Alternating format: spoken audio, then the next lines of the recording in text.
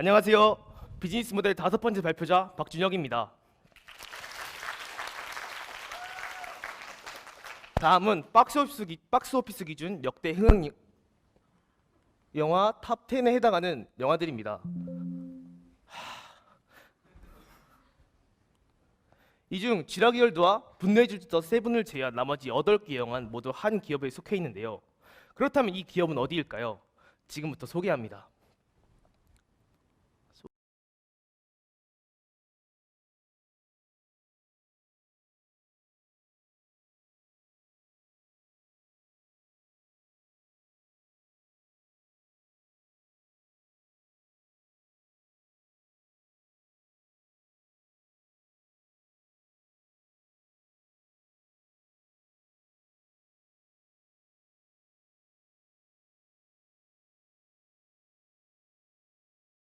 저희가 지금부터 발표할 기업 The Walt Disney Company입니다. 디즈니는 Where Dreams Come True라는 슬로건을 기반으로 사람들에게 다양한 경험으로 행복이라는 가치를 전달하고 있습니다. 기업이라는 것은 기본적으로 돈을 벌기 위한 이익 집단이기 때문에 저희는 먼저 재무 구조를 먼저 파악해 보자 하였습니다. 재무 상태표를 보시면 부채 비율 118%로 안정적인 부채 비율을 이루고 있으며 자산 중 85%가 비유동 자산입니다. 이는 디즈니가 수많은 저작권을 가지고 있기 때문에 높은 수치가 나타나는 것으로 보입니다. 다음은 손익계산서입니다. 단기 순이익 인하의 낮은 점을 알 수 있는데요. 이는 기준이 되는 회계 연도가 코로나 시국이었기 때문에 코로나로 인해 직격탄을 맞은 모습을 확인할 수 있었습니다.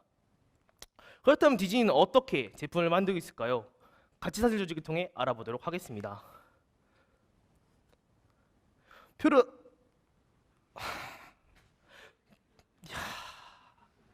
이야. 오? 표로 나타내면 다음과 같습니다. 네, 보나마나 첫 번째 물류 투입 활동입니다.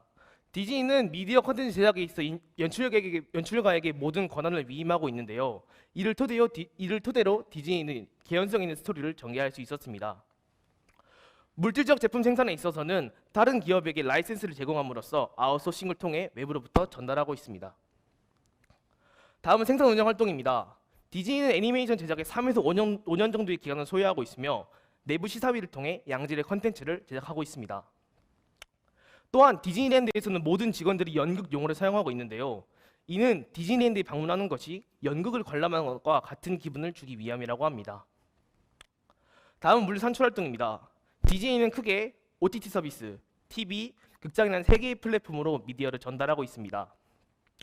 디즈니랜드에서는 각각 기념일을 기점으로 행사가 열리고 있는데요. 특히 연말에 진행되는 페스티벌 오브 홀리데이스는 1년 중 가장 큰 행사입니다. 디즈니는 가격 전략을 이용하고 있는데요. 높게 인식되고 있는 디즈니랜드의 가치를 이용하여 높은 가격을 책정하였고 이는 수익의 극대화를 가져왔습니다. 디즈니는 향수를 마케팅에 이용하기도 합니다. 이전에 만들어진 애니메이션을 실사화된 영화로 다시 만듦으로써 사람들의 향수를 자극시키고 있습니다.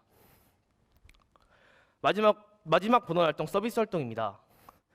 디즈니의 가이드라인은 다음에 4개의 가치에 중심을 두고 있는데요.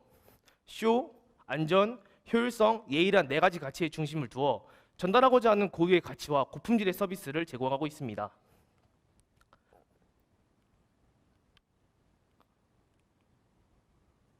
네, 이렇게 디즈니는 자회사를 독립적으로 운영하는 방식을 택하여 각각의 자회사들이 전달하고자 하는 고유의 가치를 지켜낼 수 있었습니다. 디즈니 인적자원의 여러 가지 단체를 이용하고 있습니다. 그중 디즈니 에스파이어는 전문화된 교육기관으로서 현재 82,000명 정도가 수강 중입니다. 이를 통해 디즈니는 강력한 파이프라인을 확보할 수 있었고 미디어 콘텐츠 제작에도 기여를 하고 있습니다. 다음은 연구개발입니다. 디즈니는 디즈니 테크라는 자회사를 설립함으로써 영상 촬영 기법과 편집 기술에 대해서 연구해 있습니다. 또한 미디어 콘텐츠 제작 시에 모든 스태프들을 현장 체험시켜 디즈니 영상 콘텐츠에 생동감과 현장감을 불어넣고 있습니다. 마지막으로 구매 조달입니다. 디즈니는 다음과 같은 캐릭터들을 직접 만들고 그 스토리를 전개하고 있기 때문에 내부로부터의 다른 조달은 없다고 판단하였습니다. 그렇다면 디즈니는 이렇게 만든 제품을 어떠한 소비자들에게 판매하고 있을까요? ASP 분석을 통해 알아보도록 하겠습니다. 첫 번째 시장 세분화입니다. 저희는 디즈니가 인터넷 플랫폼을 통해 다양한 생활 양식이 적용이 가능하고 지리적 한계를 초월했다는 점에서 이 두 가지 기준을 제외한 나머지 기준으로 세분화해 보았습니다. 연령의 고저, 어떠한 편익을 추구하는가, 표충성도는 높은가, 소비 경향은 강한가라는 네 가지 기준으로 시장을 세분화해 보았습니다. 다음은 타겟팅입니다. 디즈니는 많은 자회사를 가지고 있고 각각의 자회사들이 세분화된 시장 하나하나를 공략하고 있으므로 디즈니는 다시 제품 전체 시장 도달 전략의 형태를 띠고 있습니다. 연령이 낮은 어린이들에게는 픽사 애니메이션을, 성인들에게는 내셔널 지오그래픽의 다큐멘터리를 제공합니다.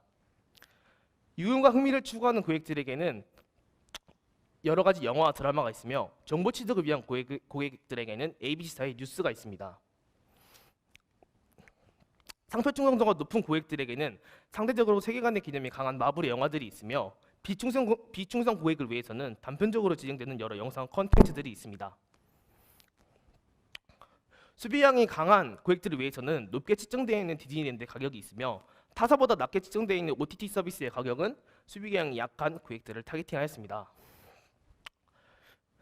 저희는 디즈니 핵심 자회사들을 뽑아 포지셔닝 해보았습니다. 첫 번째는 미디어 컨텐츠 시장입니다. 픽사와 월트 디즈니 피처스는 애니메이션을 주로 전개하고 있기 때문에 유흥과 흥미를 추구하고 낮은 연령을 타겟팅하였습니다.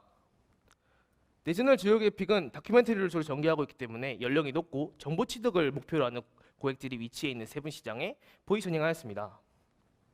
다음은 OTT 서비스 시장입니다. 디즈니 플러스와 훌루 모두 상대적으로 세계관의 개념이 강하고 낮은 가격에 수립되어 있으므로 상표 충성도가 높고 수비 경향이 약한 세분 시장에 위치하였습니다. 그렇다면 디즈니는 이러한 고객들에게 어떻게 가치를 전달하고 있을까요? 전달 방식을 통해 알아보도록 하겠습니다. 첫 번째는 온라인과 오프라인을 병행한 전달 방식입니다. 디즈니는 이렇게 세 개의 플랫폼을 통해서 전달하고 있다고 아까 말씀드렸는데요.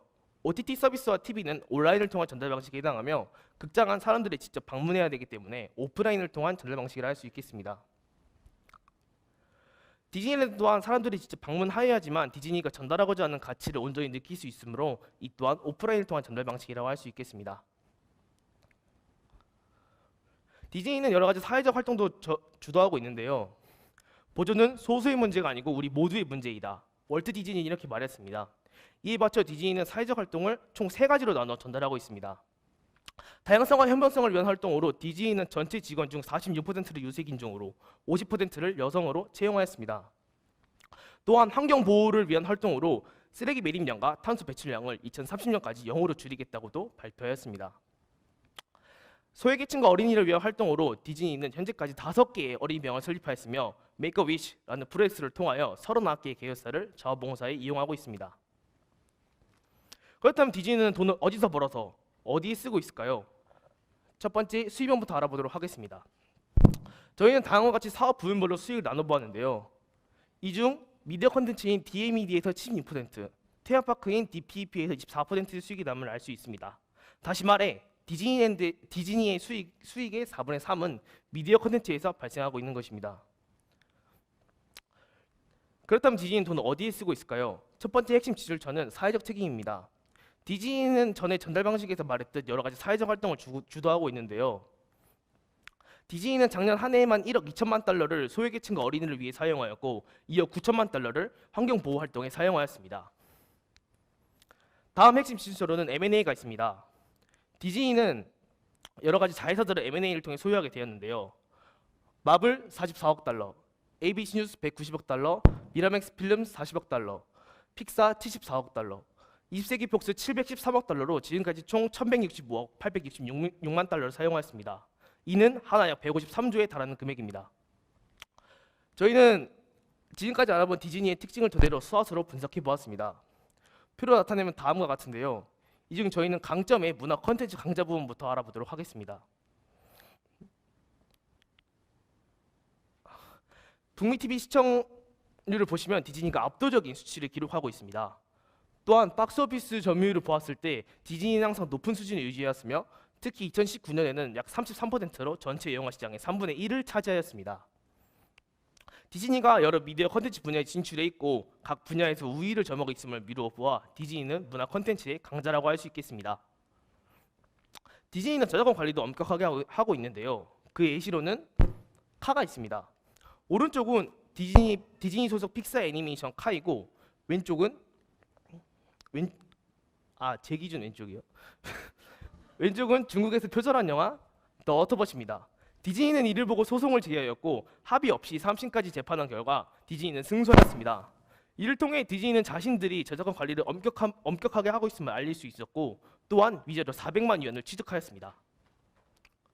디즈니에게는 어떠한 약점이 존재할까요? 첫 번째는 유아적인 이미지입니다. 디즈니는 더 월트 디즈니 피처스라는 애니메이션 회사로 시작하였습니다. 따라서 사람들에게 아직도 디즈니는 애니메이션 회사라고 인식되어 있습니다. 이는 디즈니가 지금도 앞으로도 유아적인 이미지를 탈피하지 못하고 있음을 알 수 있습니다. 다음은 북미 수입 의존도, 높은 북미 수입 의존도입니다. 작년 매출을 다음과 같이 지역별로 나눠보았는데요. 이 중 북미 지역에서 발생한 매출이 78%인 걸 알 수 있습니다.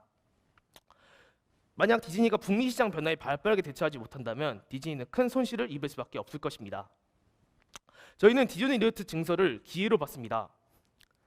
전 세계에 총 6개의 디즈니 리조트가 설립되어 있는데요. 이 중 지도에도 보시다시피 남미와 호주 지역에는 디즈니 리조트가 없는 걸 알 수 있습니다. 만약 이 지역에 디즈니 리조트가 증설되게 된다면 디즈니는 큰 수익을 창출할 기회를 얻을 수 있습니다. 독과점 규제 강화라는 것은 디즈니에게 큰 위협입니다. 디즈니는 지난 20세기 폭스 인수에 있어 미국 연방거래위원회의 심의를 받아야만 했는데요. 왜냐하면 디즈니의 영업사 점유율은 26.19%이기 때문입니다. 이는 앞으로 디즈니가 인수합병에 있어 어려움을 겪게 될 걸 알 수 있습니다. 다음은 경쟁 전략입니다. 저희는 다음과 같이 3가지 경쟁 전략을 디즈니가 사용하고 있다고 파악하는데요. 이 중 핵심이 되는 2가지에 대해서 알아보도록 하겠습니다. 첫 번째, 인수합병입니다. 저희는 인수 시기별로 디즈니의 박스오피스 점유율을 그래프로 나타내 보았는데요. 디즈니가 여러 회사를 인수함에 따라 점유율을 높이고 있는 것을 알 수 있습니다. 이는 디즈니가 효과적인 인수합병 전략을 시행했음을 보여주기도 합니다. 다음은 원소스 멀티유즈 전략입니다. 원소스 멀티유즈란 하나의 제어를 여러 가지 분야에 진출시키는 전략인데요. 그 예시로는 미키마우스가 있습니다. 미키마우스는 애니메이션으로 처음 등장한 캐릭터였으나 현재는 인형과 같은 굿즈에도 사용되고 있으며 또 크게는 디즈니랜드의 마스코트로도 활용되고 있습니다. 디즈니가 캐릭터들을 원소스 멀티유즈 전략에 더욱더 사용하게 된다면 디즈니는 강한 경쟁력을 갖게 될 것입니다. 마지막으로 저희가 내리는 디즈니에 대한 평가와 앞으로의 활동을 제안하며 발표를 마무리하도록 하겠습니다. 디즈니는 이렇게 많은 자회사를 가지고 있는 문화 컨텐츠 기업입니다. 디즈니는 각 시장에서 우위를 점하고 있었기 때문에 큰 수익을 벌어들이고 있었습니다. 하지만 코로나는 디즈니에게 위기로 찾아왔습니다. 극장과 테마파크가 폐쇄되면서 디즈니는 큰 손실을 얻을 수밖에 없었습니다. 하지만 디즈니는 위기를 기회로 바꾸고자 하였습니다. 코로나로 인해 OTT 서비스의 시장의 규모가 커졌고 디즈니는 이에 맞추어 발빠르게 OTT 서비스를 확대하였습니다. 이를 통해 디즈니는 업계 1위였던 넷플릭스보다 높은 시장 점유율을 차지할 수 있었습니다. 코로나가 어느 정도 안정화된 지금 디즈니에게 OTT 서비스는 주요 사업원으로 자리 잡아 있습니다. 그렇다면 디즈니는 앞으로 어떠한 활동을 해나가야 할까요? 저희가 제안하는 것은 메타버스로의 확대입니다. 디즈니는 이렇게 수많은 캐릭터를 가진 미디어 컨텐츠 기업입니다. 만약 디즈니가 하나하나의 캐릭터를 재화로서 인식하고 이를 메타버스에 적용하게 된다면 디즈니는 큰 수익을 창출할 수 있을 것입니다. 또한 디즈니랜드를 메타버스 속에 구현하면 사용자들이 온라인으로도 디즈니랜드를 경험할 수 있게 되어 많은 사용자들을 불러일으킬 수 있을 것입니다. 디즈니가 이러한 점을 하루빨리 인식하고 행동으로 옮긴다면 디즈니는 메타버스 업계에서 독보적 우위를 점할 수 있을 것입니다. Where dreams come true. 당신의 꿈이 실현되는 곳. 지금까지 디즈니였습니다.